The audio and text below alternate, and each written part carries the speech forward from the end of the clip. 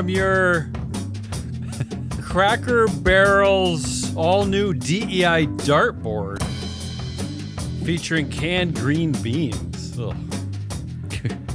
It's a Business Pants Friday show here at November 14th Studios featuring analyst Hole Matt Moscardi.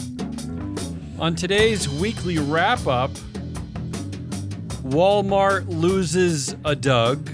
I'm sure they have a lot of Dougs, but they lost a Doug. There's got to be a lot of Dougs at Walmart. Stakeholder capitalism in Japan, and a very special asshole blame game. Yeah, so we got some feedback.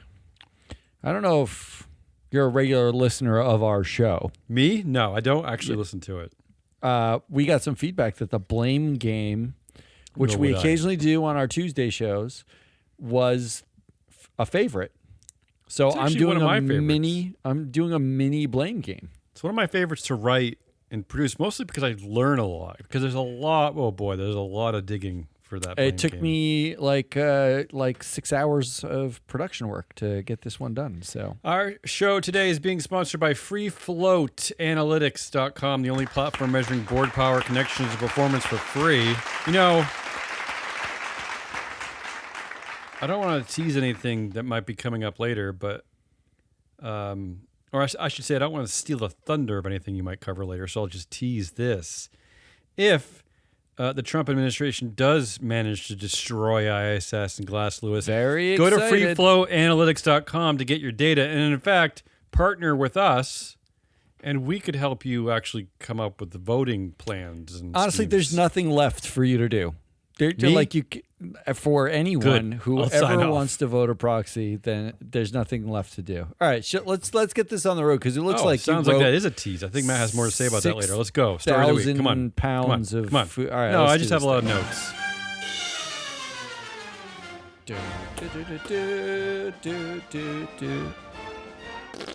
I'm really proud to announce that all four of my stories are kind of good old-fashioned corporate governance. I don't have a lot of dystopia. I don't have a lot of like bratty middle school tech CEO jerk trillionaires. I just have kind of some old-fashioned stories, ESG stories.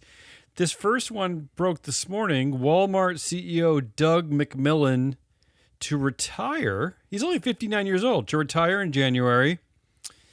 And U.S. Operations Chief John Furner will take over. John Furner been at the company for 30 years, more than 30 years, I believe.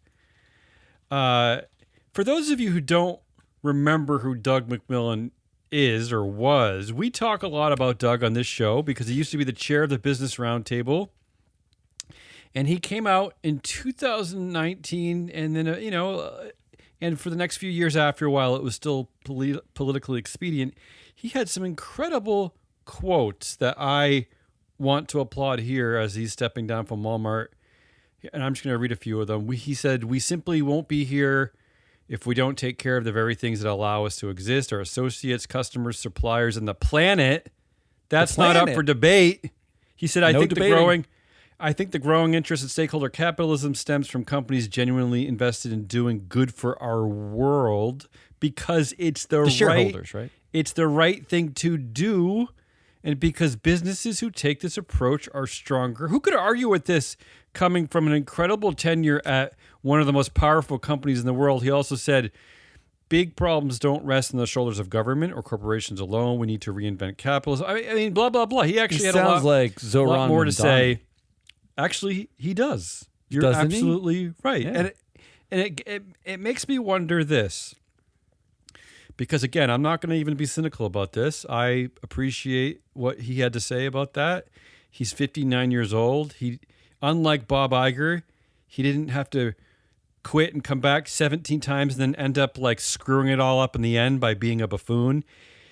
Maybe who knows? Maybe he actually might run for office. I could see this dude running for office. I hope not. I could see it happening. Well, first of all, I'm just saying he's in a position to do it. He's in the position to do it. Because 59 is young. He's retiring in January. Yeah, and before you get to that. But his retirement isn't a retirement. Okay, no. You're wrong. Let me get to this. And first of all, let me also. I can't believe I'm like supporting Walmart. Here we go. I know. I'm. Let confused. me tip my hat to the compensation committee because, as it turns out, you basically need a black woman. You need a black woman to figure stuff out, or you need at least a majority of women. The compensation committee, which is in charge of succession planning at this company for executives, the thing compensation committee is led by Carla Harris, black woman Carla Harris, and another former CEO Marissa Meyer. Say what you will about her, but the two women control this committee. Now, here's where you're wrong. It sounds like that McMillon will linger for a while, for about a year. Yeah, but like he is not. COVID. But then he will step down from the board in June, which is less than a year away, and then he will leave the company. Remember, they already have one of the in-laws of the Walton family, Greg Penner, is the chair. The new guy won't. The new guy, John Furner, will not become chair. Doug McMillon is leaving the company. He will leave the. I mean, I think it's somewhat normal to stay around for a little while and kind of because this is like a pretty sudden announcement. Maybe he's going to spend a year kind of handing off duties, but he's leaving. This is an actual succession plan. He will continue through January 2027. Okay, but that's a little more than a year. And he won't be as an executive. It might just be he will continue. It says he will continue in his capacity as an executive officer. He will report to the chair, who is a Walton relative, and will continue to be employed as an associate of the company. But then he will be get leaving. A salary. The only thing, if he's was leaving. Made the chair, did I misread this? No, he's leaving. If he was made the chair, then he would be called an executive chair, because the Waltons control the company through dual class shares. They installed Greg Penner as the chair. There wasn't room for an executive co-chair. Doug McMillon will leave. That's the one upside that he will leave. Big. He's getting an executive salary and will stay on the board for more than a year. That's to me, this is a victory. I mean, that he's not lingering. I mean, look. I mean, again, that we're calling this a victory is already hard. But this is an actual succession plan. He's actually leaving. But you're right. It is a little weird because it's at a company that's controlled by a family. Greg Penner. Yeah, who's succeeding him? Greg Penner in law. What? No, who's the succession to of? Do we know the guy who's? Because it's a guy, right, taking over. John Furner. But do we know much about him? He's just a Walmart guy, right? Yeah, he's been at the company for over 30 years. He's the head of Walmart's U.S. business. He's had leadership roles. There's nothing else about. Did he marry a different Walton? No, I think he's actually not. He's not related to a Walton. That's what I'm confused by. How did they choose him? Well, he's a good white American dude. Oh, okay. All right. As long as we're clear, right? He's not some Cracker Barrel DEI expert, or he's not. Ooh, let's get to that. He's not Barack Hussein Obama. He's John Furner. Look, I mean, honestly, I'm comforted. I actually can't criticize this for a company that is basically run by a family that's been doing well. The CEO has succeeded. Why would you? This is an instance where you would hire from within. Why would, unlike Target, which is a shit show and should be ashamed of itself? Okay, true. They're the ones who should be hiring from external sources, right, to change the culture. Why would Walmart change the culture? Are we revisionist on Walmart? Can't believe I'm literally Walmart. was the evil empire. We used to complain about how Walmart was putting small businesses out of business, and then we stopped complaining about that when Amazon came along and put them all out of business instead. And I want to follow up on this because all the reporting I saw that one of the things that McMillon accomplished here is huge investments into labor. I'd like to see. I'd like to actually see the differences in the wages and the salaries and see if he actually did make a difference there. I know there've been I've seen a lot of headlines about managers getting raises and all that, but I wonder if that's actually just press release or if he actually is paying the people more, because that's the most important part of his legacy, if it's true. Also, the legacy, the most recent part of his legacy is the rollback on DEI because of Robbie Starbuck under Doug McMillon. McMillon rolled back. Walmart rolled back on DEI? Yes, of course they did. Robbie Starbuck targeted Walmart. I thought it was just Target. Both Target and Walmart. And the irony here okay, is but you're blaming Costco McMillon for this. That's the Walton family, no? That is the Walton family, but like Doug McMillon's the CEO, so what's the point of the CEO? Why do we celebrate the CEO? I'm not championing the company. I'm just championing a smooth succession. I'm championing a smooth succession plan. I don't know what I'm championing. You know what I'm championing? I don't know what your positivity is about here. Here's what it is.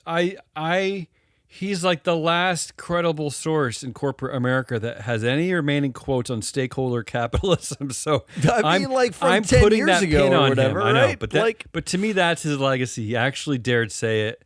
What was the last thing he said about stakeholder capitalism? Did he say it was dead yet? I'm not saying I love Doug McMillon. I'm saying I'm glad he's leaving. All right, in an efficient manner. Let's go to the second story of the week. Okay, there was a new prime minister in Japan, Sanae Takaichi. She is known to be, the rock and roll prime minister. She's on the right. She's their version of MAGA. But okay, and I picked this because I'm on a stakeholder capitalism high this week. This is why I picked this story. The headline is that she says that firms are focusing too much on shareholders. She said, quote, I will revise the corporate governance code to encourage companies to appropriately distribute resources not just to shareholders but to employees.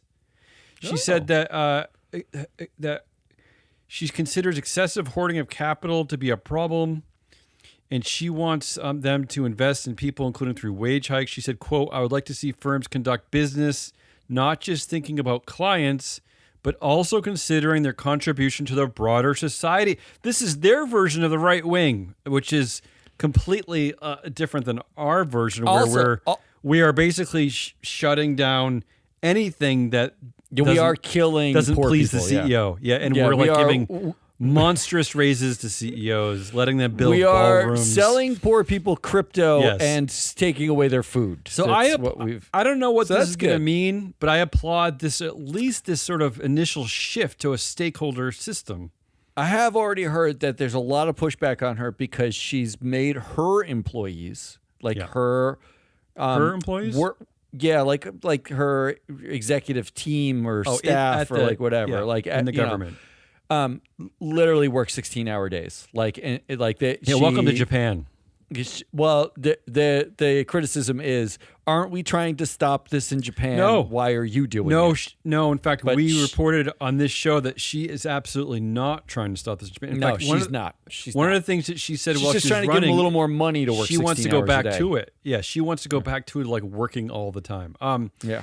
Next story, but these are confusing. They can work all the time, but she'll pay them more. They won't. I mean, they won't have any time to enjoy their lives, but she'll pay them more at least. Yeah, sure.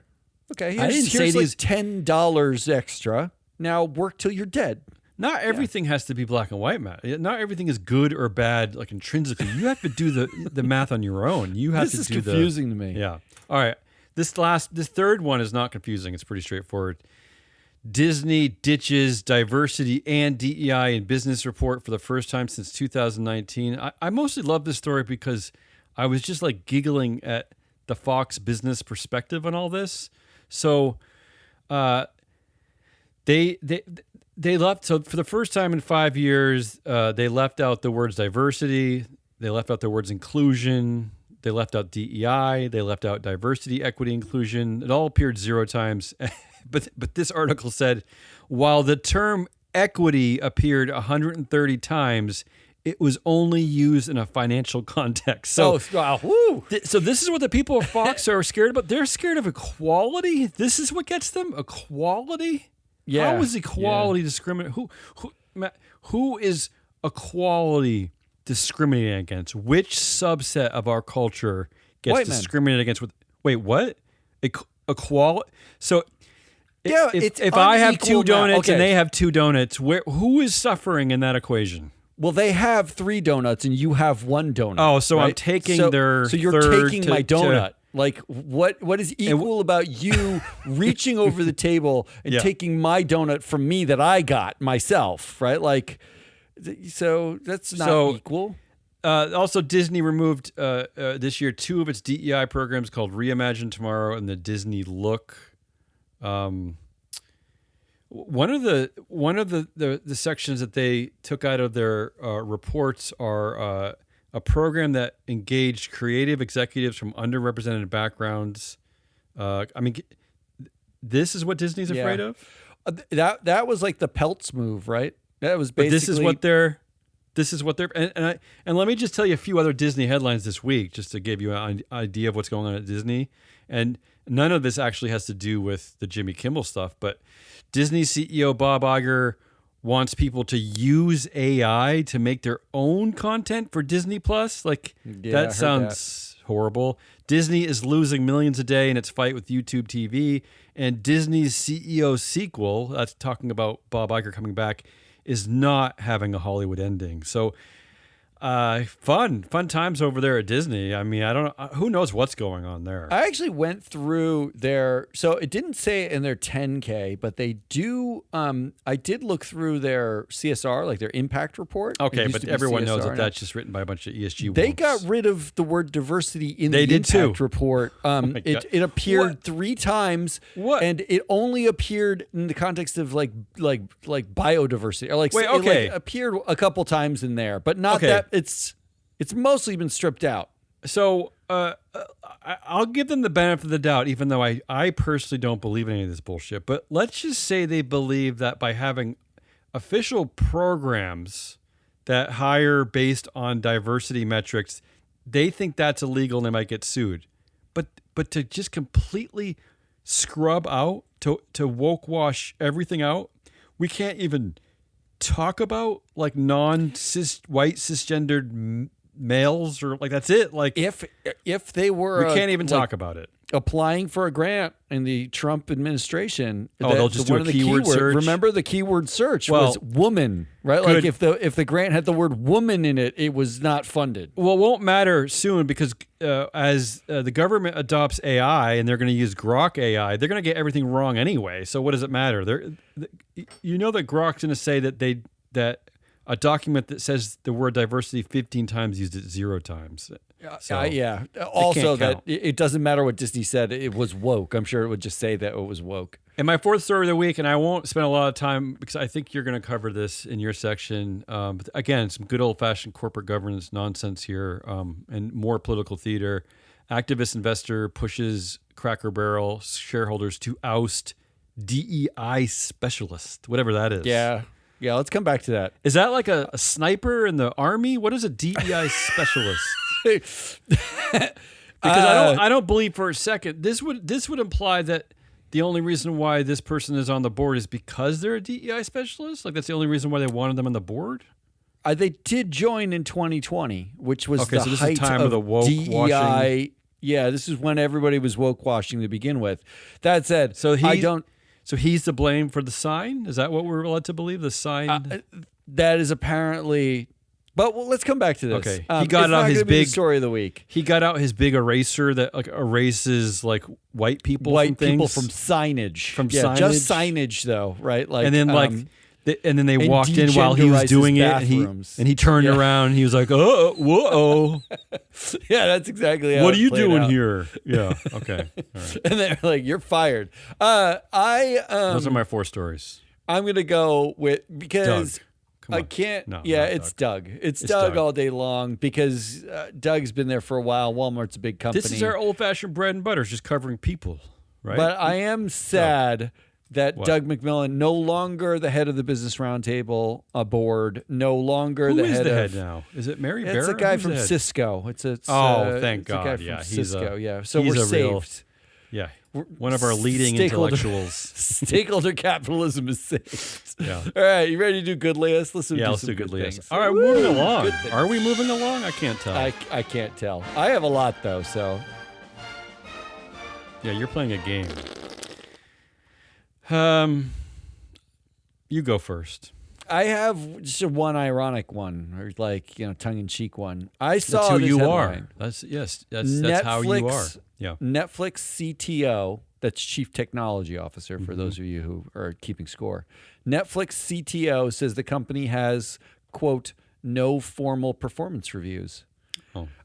I think that's fabulous. It's a vibe, a smell. Well, like an odor. So they describe it, okay? They describe it as like continuous like feedback mechanisms in which they you just suck, always talking to the person. You're good. Yeah. Yeah, and they give them the opportunity to leave. Is like the way they described it. Well, Netflix doesn't. They have no formal vacation either, right? Like, isn't it like unlimited vacation, or do they get rid of that? Yes, and no one ever takes it. But be honest. Be honest with yourself. When we were at the mothership, MSCI, we had annual performance reviews. Yeah. Everyone we know in other companies and other industries, they pretty much all have annual performance reviews. That is like 1 week a year where you have to schedule a sit down for 40 minutes with your manager. They tell you 70 things you suck at. And everyone, and everyone bullshits the things they do and don't do during the year to present to their manager. Yeah, you got to, like, when it's almost like when my brother was 11 or 12, he was trying to get like a dog walking gig in the neighborhood. So he handed out resumes, and he said in it that he was he was like working as a janitor, but he called it like, clean maintenance services, like you. There was actually I remember as a kid, there was a joke in the Flintstones about that. Fred was a janitor, but he called himself a custodial engineer. Yeah, exactly. It was it was something like that. That Fred Flintstone I'm referring to. We all hated that process. Of course. We would hear things in that once a year process that we didn't hear all year. Yeah, and also it was completely subjective. It was completely subjective. Like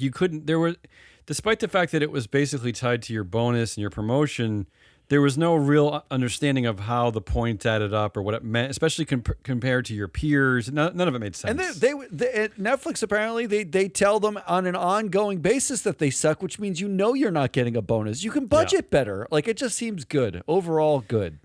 I'm confused by that doesn't make me feel good. Mine is a bit more on the socialist tip, the anti-billionaire tip. Shocked. My headline is from Fast Company. Should we really blame billionaires for our financial struggles? In fact, more Americans say yes.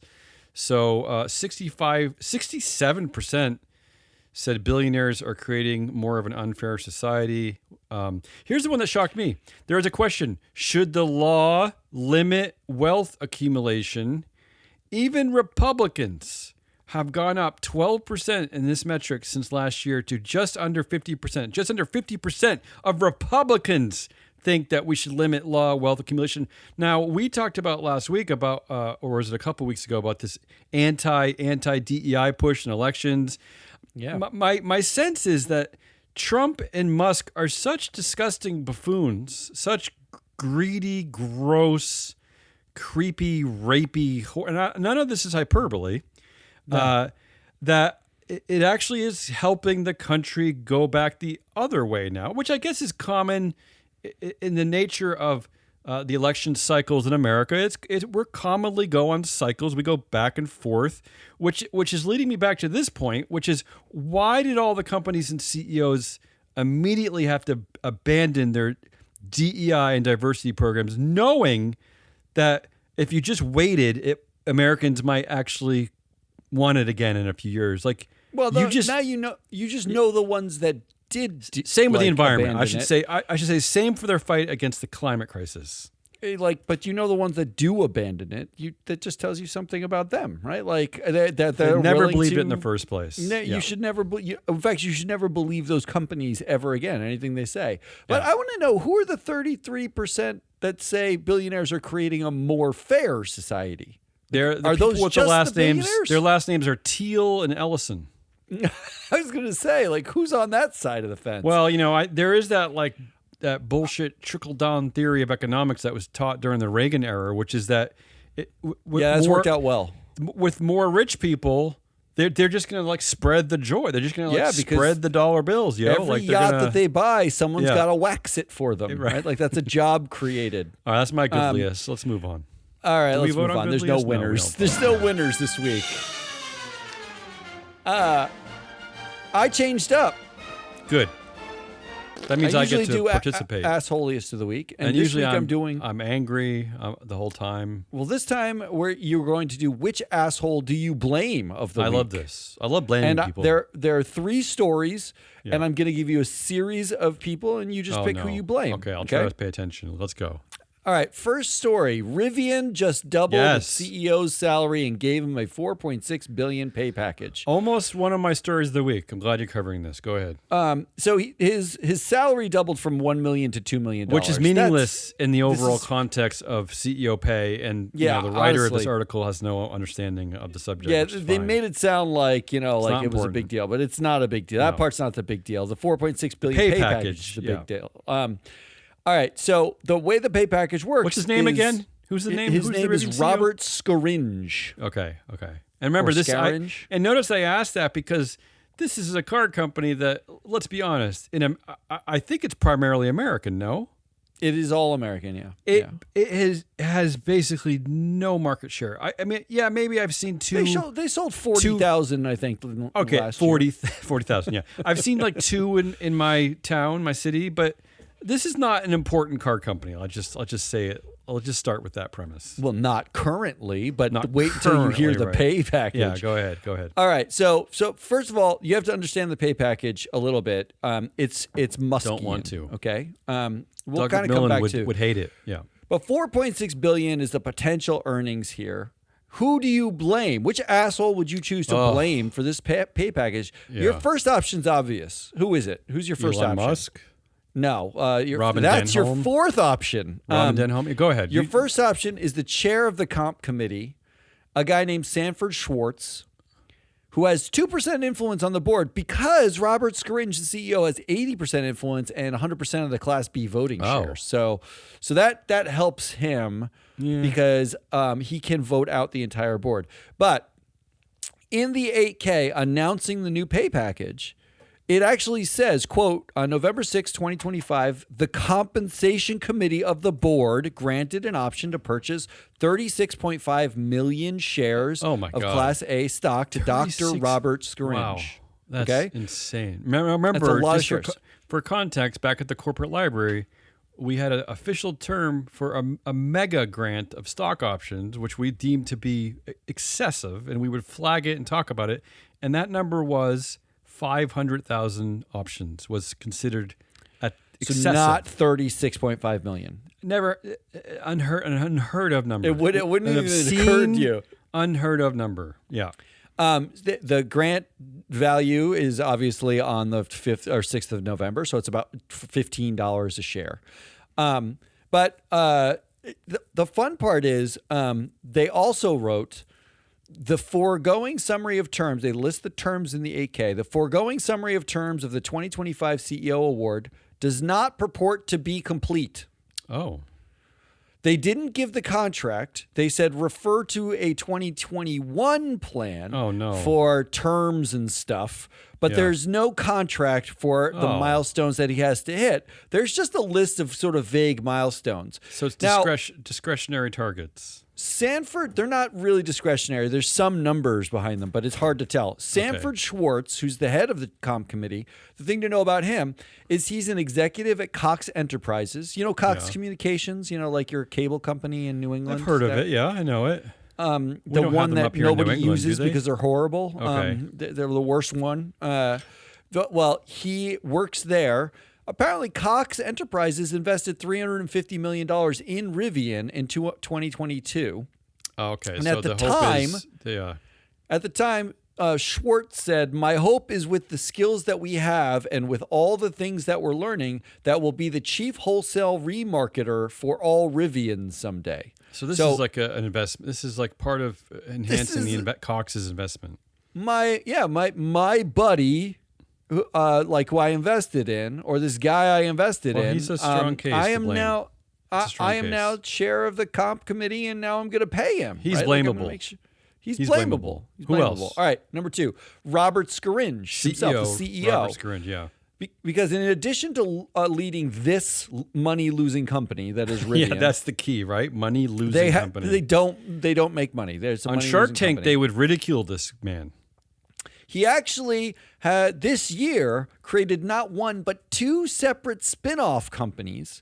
Really? One called Mind Robotics, where Scaringe is also on the board and owns 10% of the company. They make robots. What is with these guys? Not a joke. They make robots. It's the same as the same thing. But he also owns, he's on the board of Also Inc., which does micro mobility. It's like scooters, electric scooters and electric bikes and stuff like that. If he wants almost a $5 billion pay package, what he should be only working at Rivian. 3 companies. Only at Rivian. Like only. And Rivian doesn't even make money yet. What are you doing at 3 separate companies and you don't make money at the first one? I'm pretty sure that even when we worked at the mothership and we made crappy salaries, even there you needed some level of like supervisory acceptance or whatever if you were to work other jobs. Yeah, imagine if you wanted you weren't really even allowed.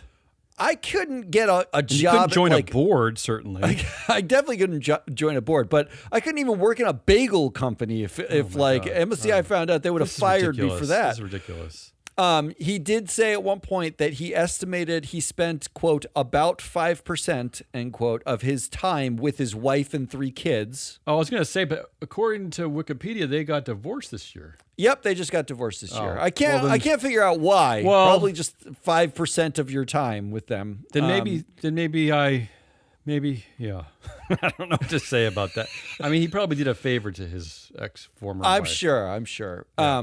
All right, so Robert Scaringe, he does have dual class shares. He owns all the voting rights. So even Sanford Schwartz on the comp committee is chosen by Scaringe. Yeah, okay. Right? Who else? Because Scaringe seems like a blamable. You could blame dual class shares themselves because that's the reason why he could choose the board and get paid. You mean the actual his dual class shares? His dual class shares. Go ahead. That enables him to hire and fire everyone on the board. Or you can blame Elon Musk. Okay. Here are the tranches of the Scaringe. Now, Elon Musk just got paid an extra $1 trillion pay package. Can I just blame everyone and move on? I hate this. And it's like an 11 tranche or 12 tranche plan where he hits certain milestones and he gets each tranche and they vest. This is exactly the same. There are, first of all, 22 million of Scaringe's shares, 60% of the shares, are 11 tranches for meeting share price targets between $40 and $140 per share.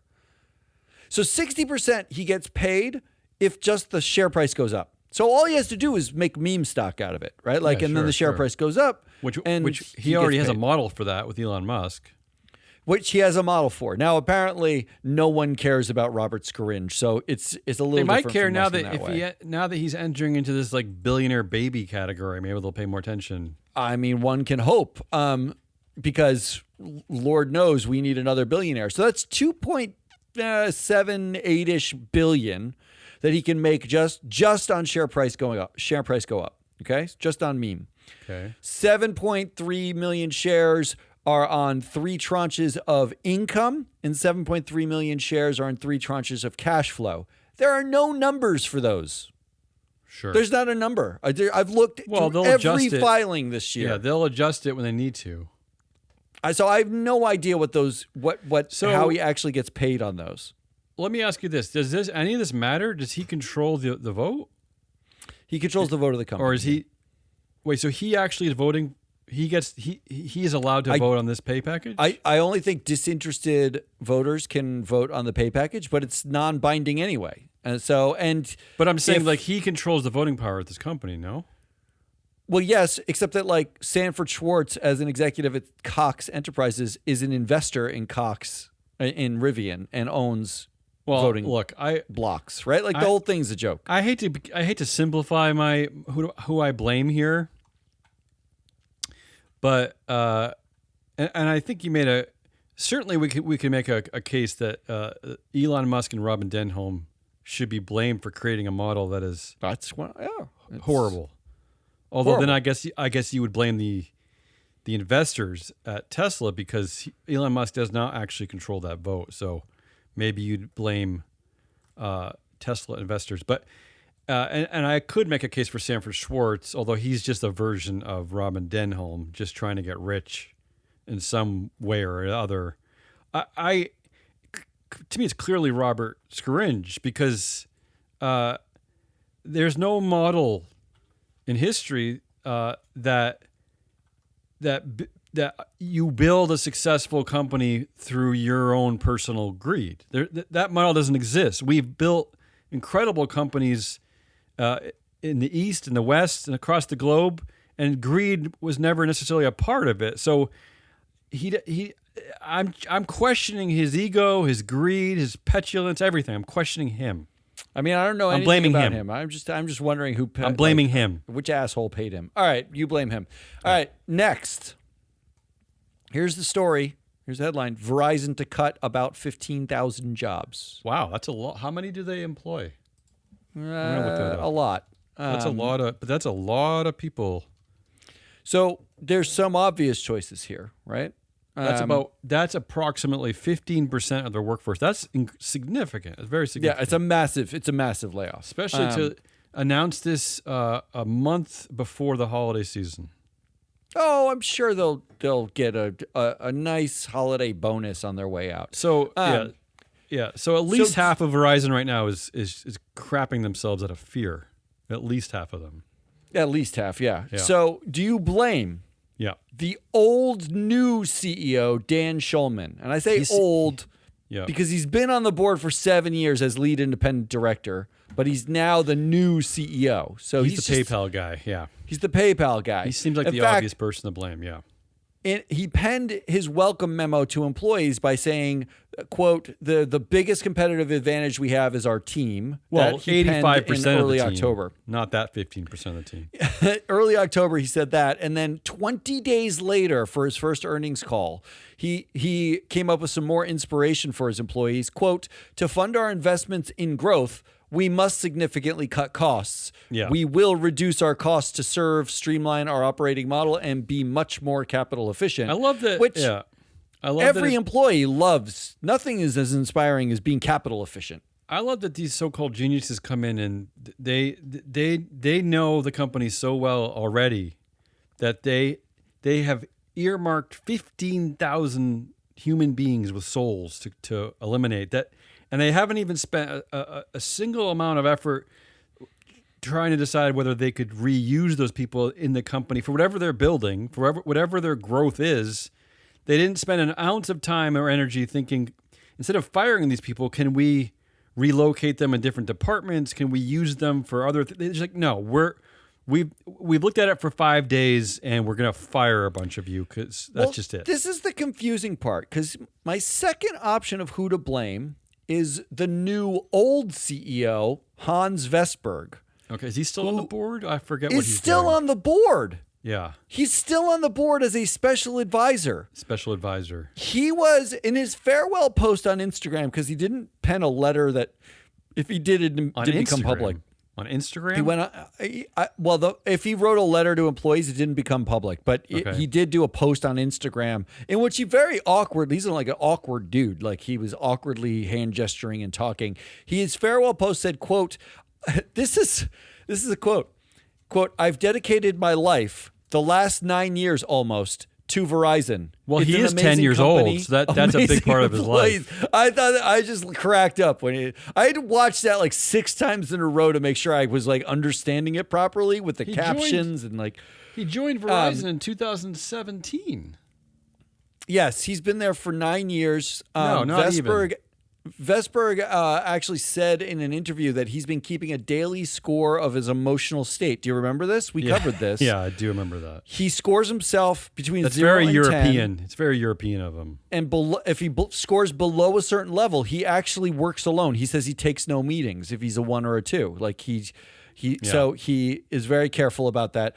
I'm wondering if very creepy having your ex-lead director as a human body shield for firing 15,000 people that 7 minutes ago were your employees, but you're still on the board. I wonder if that's a 7 out of 10 for his emotional state, a 2 out of 10. Well, what is that? But it is funding their investments in growth. But like Dan Schulman clearly was sitting on the board as a lead independent director. Did he say to Hans Vestberg, we need to fire 15,000 people? And Hans was like, no. And they were like, okay, I'll be the CEO and you be on the board. After we fire them, we can swap back. Like, Like the whole situation is I'm surprised. Bizarre. You know what I'm surprised most about this is that this is clearly a company that is struggling. So my intuition would tell me that Hans Vestberg created this situation that needed to fire 15,000 people. I'm surprised this wasn't a glass cliff hire. I'm surprised we didn't hire a woman or like a Southeast Asian CEO. Like I'm surprised it was another white man, because for Dan Schulman, this could be a difficult turnaround. I mean, people already hate these type of companies. Let's say that you are 100% correct and that it's a shit show there and Hans Vestberg is to blame. Why is he still on the board? Well, why do you keep him around? This is why I was so gleeful about McMillon leaving Walmart, and they're not even struggling. Yeah, in 2027, he'll finally leave. Okay. He's leaving the board in June, Doug McMillon. All I want to know is Hans Vestberg. Yeah. If you sucked at your job there and needed to be replaced, why do you need to sit on the board and give advice to the guy who was on the board who replaced you? What advice are you going to give him? Like, Carl in, the mailroom, he's real good. Don't fire him. Definitely fired Linda, though. Like, she sucks. Let's not forget what that advice are you giving? His golden parachute, at least the value of it back in 2021 was up to $40 million. He's also getting a lot of money just to walk away. But yeah, okay. Walk to the chair next Hans to Vestberg. That's who else am I blaming at Verizon? Last option, the last single person is chair of the Human Resources Committee of the board, Laxman Narasimhan. Okay, perfect example. Now, and this is a coincidence, but Laxman was the Glass Cliff Southeast Asian CEO who took over Starbucks, Right. And one of the reasons why these companies appoint usually women or people of color to struggling companies as CEO is because they know that if the turnaround plan's not working in the first 14 months, they can just fire them. They can just be like, to get rid of them. Nobody cares about you in the first place. Like, good luck to you. And that's what happened with Laxman at Starbucks. They barely gave him time to figure stuff out. But he's got experience then, getting sidelined and fired. Committee. So Human Resources Committee, is that their version of the compensation committee? That's their version of the NAMI nomination it does committee? human talent. Human really, Laxman Narasimhan, Narasimhan, the guy who chair of the board, chair of that. The guy who was running Starbucks when there's still barista problems and striking and when they fighting against unions with that's stuff. an odd choice. And then last, not a single thing, but do we blame the Verizon employees who just cost too much? Do we just blame the employees themselves? How dare they be born in the first place? Who do you choose? Now, my instinct for the last company was to go right to the CEO and which one?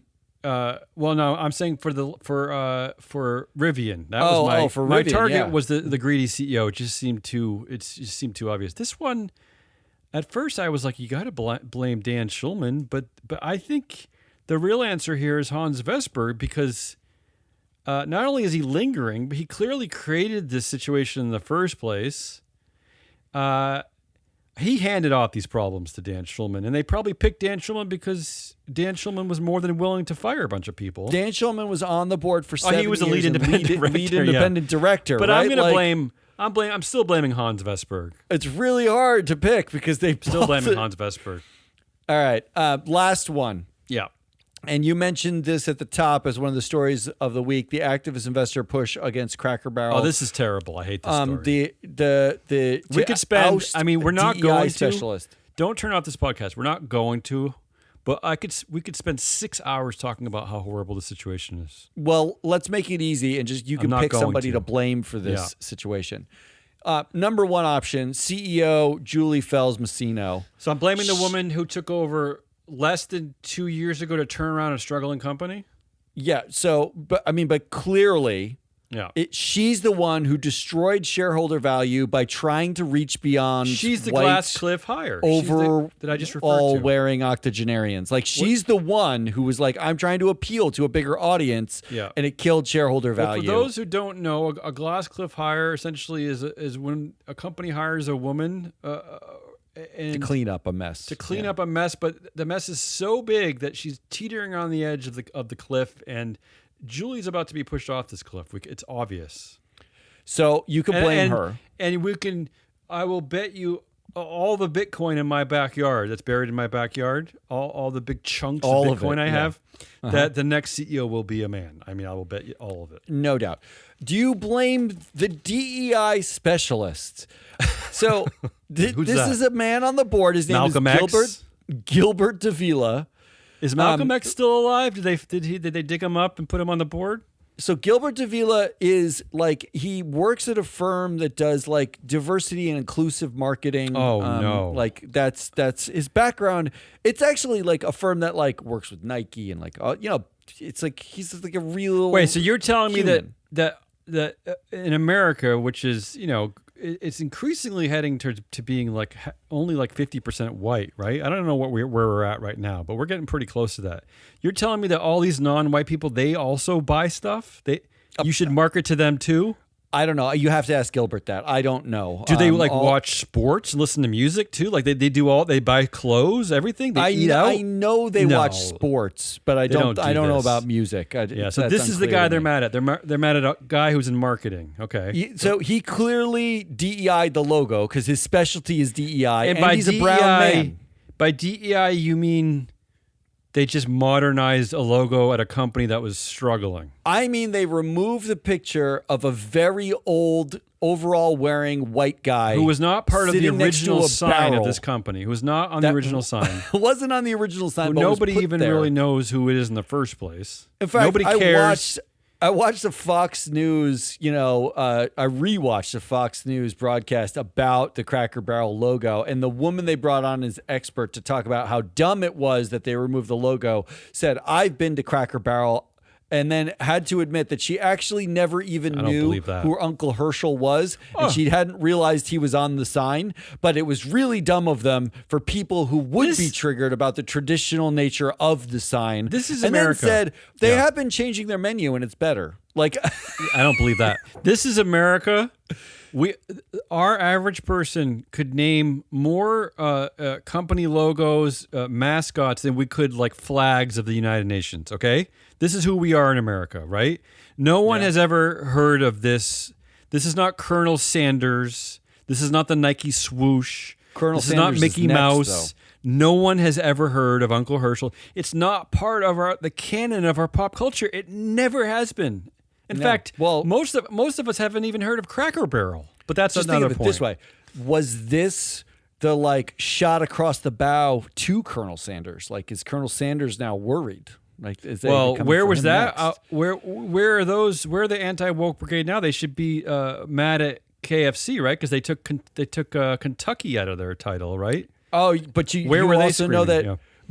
I don't think they know this, but KFC is owned by a Chinese company called Yum Brands. Well, that's the other irony of this. That's the other thing. The other crazy irony of this whole story, which makes your head spin, is that the activist investor who constantly fights Cracker Barrel is a man named Sardar Biglari, who's Iranian. Yeah, well, let's get to him because he's your next potential one. But we all know that the MAGA people in our country and the anti-DEI people, they don't like people from the Middle East. So what are we doing? What are we doing? Yeah, but okay. So first of all, Sardar Biglari, who's a self-styled activist, who's called himself like a Warren Buffett kind of activist. His major stakes right now include Steak and Shake, Maxim Magazine, and Jack in the Box. So just like Warren Buffett. Terrible. Just like Warren Buffett. Yeah. But like you can forgive an Iranian who owns Maxim magazine because is there anything more American than like boobs and like guy tech that you don't but he eat? makes but no offense, but he makes Buffett sound like William Faulkner. I mean, Maxim magazine and Steak and Shake. Well, Buffett's a little more esteemed than that. So the reason why this is his 8th try at Cracker Barrel. Yeah, that's right. He's been trying to get this company for since 2011. And let's talk about that Fox Business because Fox Business is all over the story. We go after the proponents of shareholder proposals like they're ruining capitalism. How about going after Sardar Biglari for 8 failed, expensive, distracting campaigns? Where's the outcry about that? That's literally attacking capitalism in our country. Well, let me read you from Sardar's letter to investors on November 6th that included his reasoning because he's the one pushing for Messino, the CEO, and Gilbert Davila, the DEI specialist, quote unquote, to get voted off the board. He targeted Davila. Like, it's his choice to target Davila. So he didn't target the chair of the board. The chair of the board is an old white guy. Like, he didn't target him. He targeted the brown guy on the board, and the right? CEO. Like, who had and the CEO. So a woman and a brown guy, not the chair. This is what he said in his letter, where I read that letter. This is his full reasoning. I'm not going to edit it at all. His full reasoning for getting rid of Gilbert Davila. I know this is true. And how I know this is true is that I actually cut and pasted the same thing in my section, but it is mind blowing. Go ahead. This is the full reasoning, full reasoning. And I did a control find in this letter. His name only shows up 3 times, twice just to reference his name, and then this sentence. Go ahead. Quote. And why does Mr. Davila, the board's so-called multicultural marketing expert who signed off on this debacle, deserve re-election? Yeah, that was it. That was it. That was his only argument in the entire letter about getting rid of this guy. Yeah. It's basically he's trying to trigger you because he said multicultural marketing. What is that? Yeah, and like in America, we don't want to market towards non-whites. What's the problem there? I don't. And by the way, first of all, do we have proof that he signed off on this debacle? Do we see the board vote? How do we know? And what about the rest of the board that signed off on this debacle? How do we know? Well, he might have proof, but we know at least 2 groups that bought this idea, and they're last on the blame list here. ISS and Glass Lewis. Oh, this is the proxy advisors. This is like trigger alert for how terrible ISS and Glass Lewis are. How low they've sunk. They didn't. They suggested voting for Messino, so keep the CEO, but against Gilbert Davila. Why? Racism. There's no other way. There's no other explanation. This guy has been on the board he's been on the board since 2020. He's been on the board less than other people. The chair wasn't targeted. They say vote for the reason why they said vote. It's okay to vote for the CEO is it would be too much disruption, but that means they're going to vote against the brown guy for what? There's no evidence that he had anything to do with this necessarily. And even if there was evidence that he had something to do with it, isn't he the guy that you would ask the specific question? How do we get other people to come to our store? That's exactly my point is that this is part of the turnaround plan here, which you need a turnaround plan is to get customers, to get new customers. This guy has worked at Disney. He's worked at Sears, Coca-Cola. I mean, what's the problem? The funny part actually is not the ISS and Glass Lewis said vote against him for reasons that are utterly unclear and not the CEO. Glass Lewis, but it's her turnaround plan. It's her turnaround plan. Glass Lewis also suggested another vote against that Biglari did not ask for, but Glass Lewis suggested that you vote against the chair of the nominating committee, not the chair of the board, the chair of the nominating committee, also another woman. Her name is Jody Bilney. And not one of the longest tenured directors. Do you know how she got on the board? She was put there by Sardar Biglari in 2022. That is not a joke. That is real. This is Glass Lewis? Glass Lewis said vote against her. So literally, there's no consistency. We're just voting against the brown guy and the woman for what? For no reason. No reason. Why would anyone? And for a controversy that was driven by bots on the internet. They already did a study. Why would you use Glass Lewis or ISS? Why would you go to them? Why would you contract with them? Your board actually was Messino and the board. And I can't believe I'm going to say this because Cracker Barrel is pointless. They are your solution I'd be to fine Cracker if they went Barrel. out of business finally. I don't care if they go out of business, but they were your solution. That rebrand from getting the picture of the guy and just making it say Cracker Barrel and then changing the menu slowly was maybe the only way you were going to salvage Cracker Barrel for a country that even the people who believe in Cracker Barrel and meatloaf and canned beans, even they don't eat there. For 10 years, this company's been dropping like a stone. And The only people who are still eating out. The brown guy who said, let's change a thing?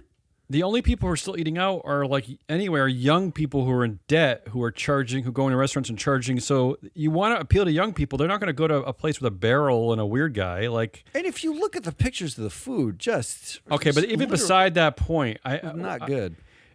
If Glass Lewis and ISS had said, you know what, this turnaround plan sucks, we're going to blame the CEO.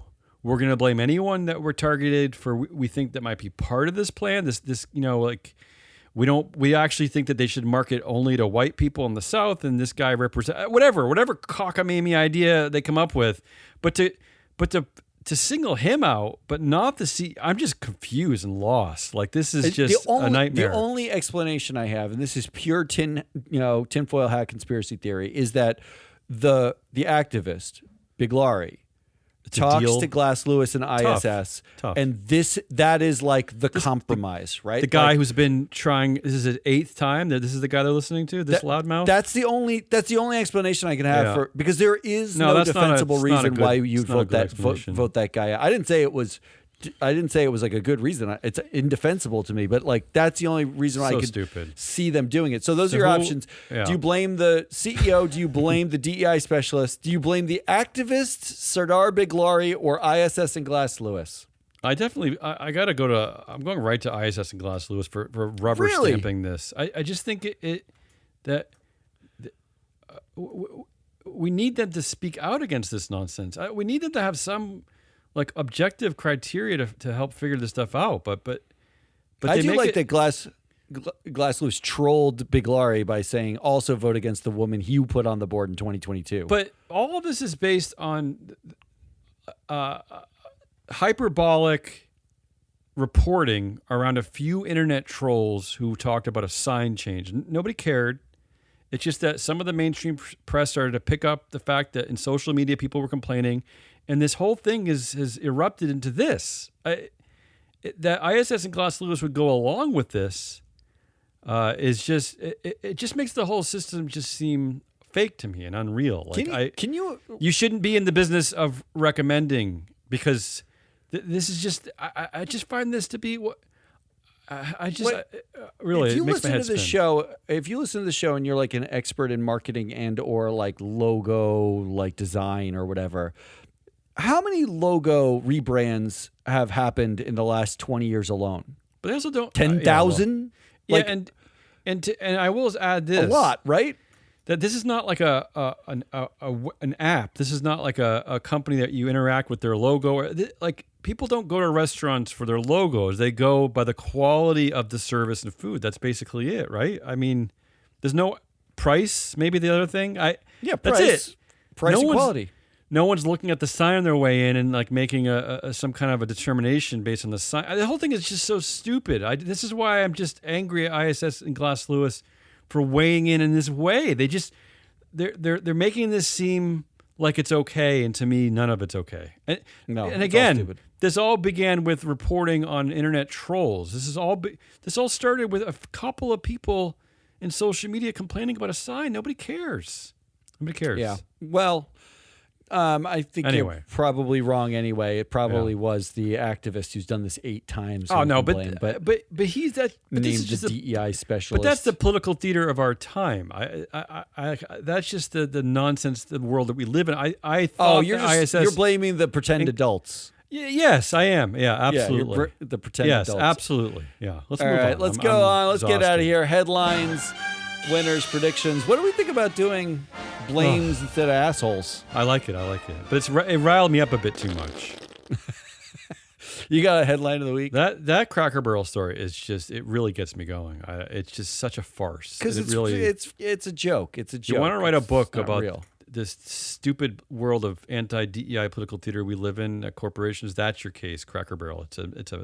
What a disaster.